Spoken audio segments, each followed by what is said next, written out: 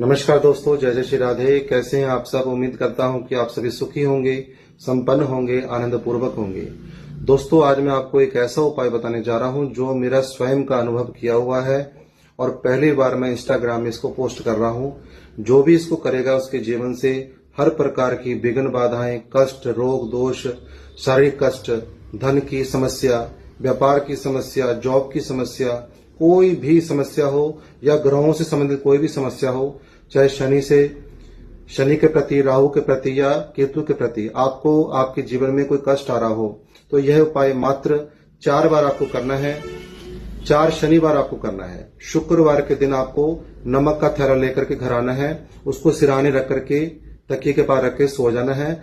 अगले दिन चलते हुए पानी में शनिवार को जल प्रवाह कर देना है। इसी प्रकार से अगले शुक्रवार 4 बार यह कार्य करें। आप अपने जीवन में देखें कि कितना चेंज हो चुका है जीवन।